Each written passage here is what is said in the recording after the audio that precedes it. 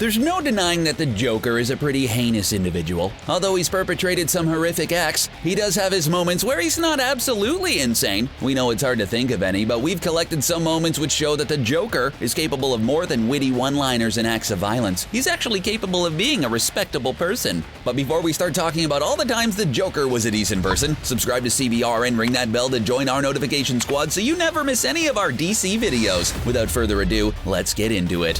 White Knight. There's no denying that, at the end of the day, the Joker isn't a good guy. He's a textbook villain who has caused an immense amount of pain, death, and suffering. But even though he's hailed as a hero, Batman has done some pretty questionable things as well. And while the Joker has legitimate mental issues, Batman has nothing but wealth and power, and a couple of dead parents. During Batman White Knight, we got to see what might happen if the Joker's sanity got restored. Batman forces the Joker to consume some antipsychotic medication, which actually works, much to the shock and awe of pretty much everyone. Not only is the Joker now a more or less normal man, but Batman is becoming increasingly unhinged. His beloved butler Alfred is ill, and this causes Batman to be even more single-minded than usual. Meanwhile, the Joker takes up his former identity, Jack Napier, and takes a serious stand against vigilante justice. Even though he's the bad guy, he does make some good points. In Batman White Knight, and in pretty much every other comic book, Batman does cause a ton of collateral damage and injury. After all, there's a reason why we don't allow vigilantes to run around unchecked in the real world. Even the police department and the citizens of Gotham eventually side with the newly rational Napier over their longtime protector, Batman. Go with a smile. One of the most appealing things about the Joker is his endless supply of witty and often humorous comments. Sure, many of them are crazy and self-serving, but some of them do reflect some beliefs which aren't half bad.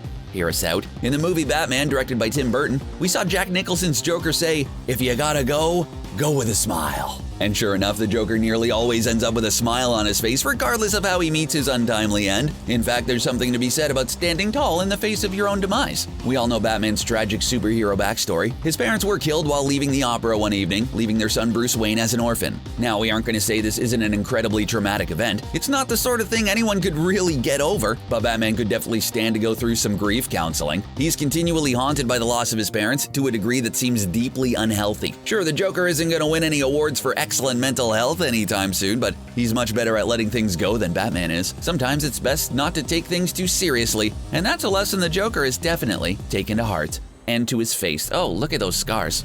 The Joker's millions. In Gotham City, as in the real world, money is power. We all know Bruce Wayne is a billionaire who never has to worry about money as long as he lives, but the Joker is just a regular man with bills to pay. That makeup's not cheap, you know. In fact, according to some of his origin stories, he was trying to make ends meet for himself and his wife when he ended up falling into a vat of chemicals. It seems strange for the Joker to worry about something as mundane as paying bills, but it's a real topic. It was covered in The Joker's Millions and Detective Comics number 180. The story also appeared in an episode of the New Batman Adventures animated series. In the story, the Joker ends up inheriting a fortune from his rival crime boss, King Marlowe. Sure, the Joker uses it to treat himself to some of life's luxuries, but he isn't shy about sharing the wealth. He knows money isn't a concern when you have it and remembers what it's like to struggle. In addition to schmoozing with Gotham's elite, we also see him leaving massive tips for waiters who are just trying to get by. Of course, the whole thing was a setup, and now the Joker is in trouble with the IRS. Even if you're a homicidal maniac, you still have to worry about paying your taxes. The Killing Joke. Like most comic book characters, the Joker has had a few different origin stories over the years, but the most widely accepted one appears in The Killing Joke. Fans were introduced to the Joker back in 1939 when we saw him fighting Batman, but he wouldn't get his own origin story until over a decade later. It was a long wait, but the tale shed some light on who the Joker was once upon a time. Although he's gone by many names over the years, the widely accepted one seems to be Jack Napier. The Killing Joke paints the man who will become the Joker as an empathetic character. He was a chemical engineer who quit his job to pursue stand-up comedy. Sadly, he wasn't very good at getting people to laugh and had a pregnant wife to support at the time. Maybe you shouldn't have quit your job, pal. In desperation, he agrees to help pull off 2 small crimes in order to earn money. During this time, his wife perishes tragically in an accident. Although he tries to call off the crimes, he's strong-armed into going through with them. As we all know, this ends up with him taking a dive into a vat of chemicals and becoming the man we all know as the Joker. It's sad to think this maniacal madman was just once a guy trying to achieve his dream and support a family. Madness. All it takes is a little push. Bank Heist. There have been so many versions of the Joker over the years, from the pages of comic books to children's cartoons to the big screen, but almost unanimously, people seem to prefer the Joker portrayed by the late actor Heath Ledger. It's easy to see why, since Ledger presented a brilliant performance far different from the usual cartoonish Joker we were used to seeing. The Dark Knight was a spectacular film that ended up giving us a lot to think about. At first, the bank robbery scene looks like a pretty standard affair. The Joker is involved in a crime, he manipulates people, injures someone, and absconds with a bunch of money. But if you think about it, there's a lot more to it than this. Those people the Joker convinced to shoot each other aren't hapless citizens. They're all criminals, and the bank is one utilized by various criminal syndicates to store their ill-gotten gains. He deals a blow to the mob and gets a group of criminals off the street for good. If you think about it, this was more an act of vigilantism than anything else. Maybe it's not one Batman would approve of, but we can think of quite a few anti-heroes like Deadpool or Venom who might pull off a similar caper. Now there's a crossover I'd pay to see. Harvey Dent. Now, we aren't trying to say that the Joker's a good guy in an objective sense. He's still incredibly dangerous and does a plethora of horrible things. We're just saying that his motivation isn't entirely condemnable in every single instance. Another example from The Dark Knight is what the Joker ends up doing to Harvey Dent. He kidnaps the newest district attorney of Gotham City after Dent makes an alliance with Batman and Lieutenant Gordon. The Joker ends up destroying Dent's girlfriend, Rachel, and half of Dent's face. This is clearly a monstrous act, but the Joker sees things differently than the rest of us do. When he explains the situation to Batman later in the movie, he notes he's made Dent into one of us. What does he mean by that? Well, this incident certainly left Dent with a whole lot of power and rage, which he levies at the corrupt cops and mob bosses, which we know the Joker despises. Of course, things get sticky when Dent stops discriminating, but could the Joker have believed he was doing a good thing?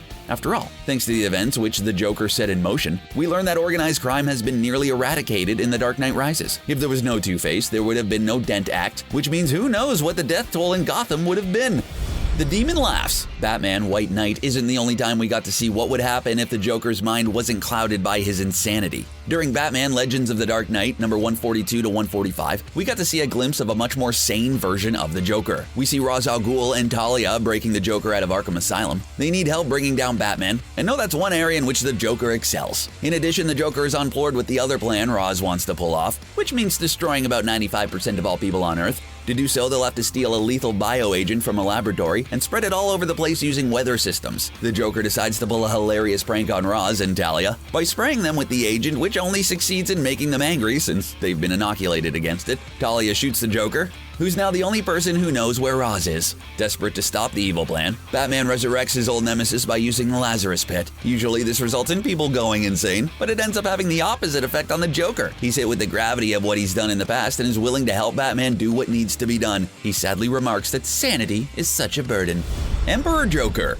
We almost hesitated to include anything about the Joker's long-suffering girlfriend, Harley Quinn. Although she's an incredible character who has no shortage of fans, her relationship with the Joker isn't exactly relationship goals, to put it lightly. Over the course of their time together, he has tortured her, beat her, and launched her off into outer space in a rocket ship. Oh, that's romantic. No matter how much the Joker may love Harley, there's no possible way it could justify the way he treats her. But still, he does have moments of clarity when he seems to be aware of how much he cares for her. Although it doesn't stop him from treating her like garbage. In Emperor Joker, we see the Joker finally gaining power beyond that of his wildest dreams. He becomes more or less omnipotent, and of course, immediately begins abusing his power. He torments and kills Lex Luthor and Batman repeatedly, and takes out other people just for fun. His plan is to annihilate the world, but where does that leave Harley? The Joker ends up turning her into a massive constellation, and notes that he always wanted to see his dame in lights. Hey, it's not exactly flowers and candy, but when you're bent on destroying the world, it's a surprisingly nice tribute. All things about their relationship considered, we think we would rather go with the flowers and candy, thanks.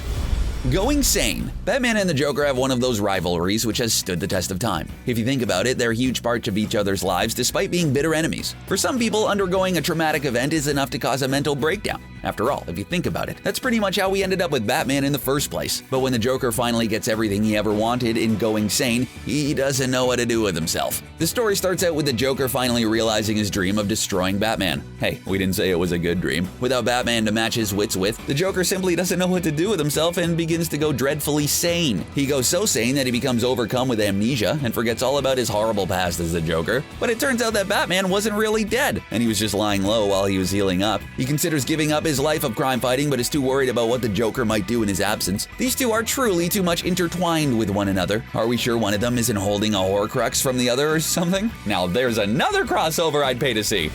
Body count. Batman loves order and rules as much as the Joker loves chaos and wanton destruction. Fans know that if there's one thing Batman doesn't approve of, it's killing people. When Batman vs. Superman hit theaters, fans were skeptical about seeing Ben Affleck taking on the role of Batman, but they were even more shocked when bullets started flying and it became clear that Batman had gotten over the whole don't kill people thing. When asked why the abrupt character change, producer Charles Roven explained that it was a result of career fatigue. By this point, Batman has been doing this gig for a long time, and he's had enough of criminals patrolling the streets. He's now resorted to using lethal force to take them down. If this is the case, doesn't it just strengthen the argument that the Joker and Batman are a lot alike? It's estimated that he kills about 21 people over the course of the movie, which is even more than we see the Joker kill in the movie Suicide Squad. Well, at least the Joker has shown a few glimpses of being a decent person. Do you think that there's a sane person inside the Joker, or is he just plain old crazy? Let us know in the comments section below, and don't forget to subscribe to CBR for more DC videos. Thanks for watching.